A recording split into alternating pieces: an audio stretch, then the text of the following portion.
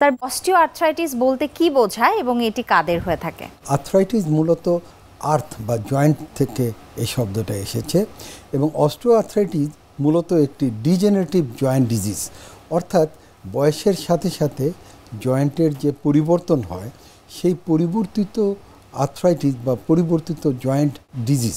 এখানে মূলত জয়েন্টের ভেতরে একটি কার্টিলেজ আছে এবং এই কার্টিলেজ বহু ব্যবহৃত হওয়ার কারণে বয়সে যখন বেশি হয়ে যায় তখন এটা ক্ষয় হতে থাকে এবং একটি পর্যায়ে প্রচণ্ড ব্যথা এবং সেই সাথে ফুলে যাওয়া এবং কার্যক্ষমতা এটা লোপ পায়।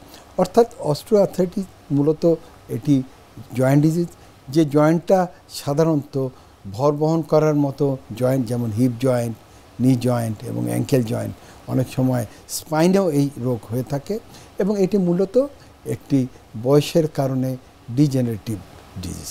এক্ষেত্রে জয়েন্টের ভেতরে কিছু চেঞ্জেস আসে ডিজেনারেটিভ চেঞ্জেসের কারণে, তো উপসর্গগুলো কি আসলে সাধারণত কি ধরনের উপসর্গ থাকতে পারে? প্রথমে অল্প ব্যথা হলো, পর্যায়ক্রমে ব্যথাটা তীব্র হতে থাকে, দ্বিতীয়ত ফুলে যাওয়া সোয়েলেন এবং তৃতীয়ত রেস্ট্রিক্টেড মুভমেন্ট, অর্থাৎ মুভমেন্ট এটার কমে যায়। এক্ষেত্রে ব্যথাজনিত সমস্যাগুলো পার্সোনাল লাইফে ডে টু ডে অ্যাক্টিভিটিতে আসলে হ্যাম্পার করে। আমরা জিজ্ঞেস করি কি কাজ করলে আপনার এই ব্যথাটা হয়, রোগীরা বলে সিঁড়িতে উঠতে, সিঁড়ি থেকে নামতে, নামাজ পড়তে গেলে ব্যথা হয়, অথবা কিছুটা যখন একটু তাড়াতাড়ি হাঁটতে যায় তখন এই ধরনের সমস্যা হতে পারে।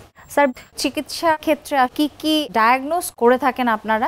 সাধারণত আমরা কিছু রক্ত পরীক্ষা করি, যেমন তার ইউরিক অ্যাসিড বেশি আছে কিনা, এই ইউরিক অ্যাসিডের কারণে অনেক সময় গাউটি আর্থ্রাইটিস হয়, অনেক সময় ইনফ্ল্যামেটরি আর্থ্রাইটিস বা প্রদাহর কারণে আর্থ্রাইটিস হতে পারে, সে যেমন আরএ টেস্ট বা এনটিসিসিপি, এই সমস্ত পরীক্ষা আমরা করে থাকি। সো রক্তের কিছু পরীক্ষাও আমরা অনেক সময় করি।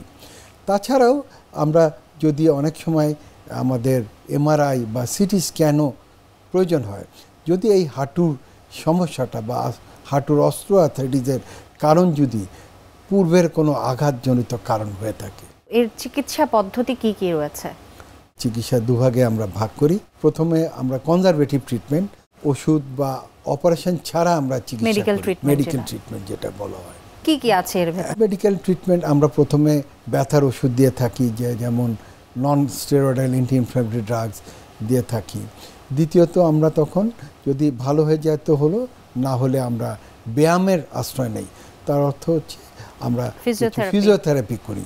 ফিজিওথেরাপির মূল উদ্দেশ্য হচ্ছে যে জয়েন্টটা যেন কোনো রকম রেস্ট্রিকশন মুভমেন্ট না হয়, অর্থাৎ সে মোবিলাইজেশনটা থাকে। তৃতীয়ত আমরা যাতে করে হাঁটুর যে অস্টিওআর্থ্রাইটিস হয় আশেপাশে যে মাসেলগুলো থাকে সেগুলোকে শক্তিশালী করার চেষ্টা করি, এটা হচ্ছে। তৃতীয়ত যদি তার প্রদাহ আরও বেশি হয় অনেক সময় আমরা ওরালি স্টেরয়েড দেই, অনেক সময় আমরা ইন্ট্রা আর্টিকুলারও স্টেরয়েড জয়েন্টের মধ্যে ইনজেকশন দিই। এবং ইদানিং কালে আমরা ব্যবহার করি সেটা হচ্ছে ভিসকো সাপ্লিমেন্টেশন, অর্থাৎ জয়েন্ট ফ্লুইডটা যেটা কার্যকরী হ্রাস পায় আমরা বাইরে থেকে আর্টিফিশিয়াল জয়েন্ট ফ্লুইড আমরা প্রয়োগ করি, ইনসার্ট করি। তাছাড়াও ইদানিং যে আধুনিক চিকিৎসা বলে অনেকে, যেটাকে ভিসকো সাপ্লিমেন্টেশনের পরিবর্তে অনেকে পিআরপি ব্যবহার করে, এবং অর্থোবায়োলজিক্সের আরও কিছু আছে, যেমন আমাদের সাধারণত ব্যবহার করি স্টেম সেল অ্যাপ্লিকেশন আমরা হাঁটুতে করে থাকি। এগুলো সাথে সাথে বিদেশে ওজোন থেরাপিও তারা প্রয়োগ করে এবং বেশ কিছু আরও অ্যালাইড, যেমন কেউ লেজারও ব্যবহার করে থাকে।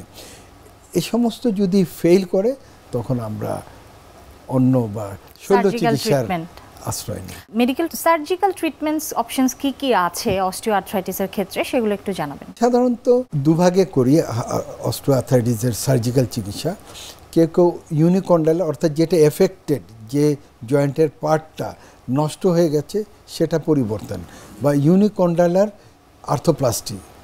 আর একটা হচ্ছে দুটোই কন্ডাইল আমরা চেঞ্জ করে ফেলি, যেটার নাম হচ্ছে টোটাল নি আর্থোপ্লাস্টি। তো এখন টোটাল নি আর্থোপ্লাস্টিরও অনেক অ্যাডভান্সমেন্ট হচ্ছে। আমরা যেটা আগে করতাম ম্যানুয়াল রিপ্লেসমেন্ট সার্জারি করতাম। ইদানিং এখন যেটা করা হয় রোবোটিক নি রিপ্লেসমেন্টও এখন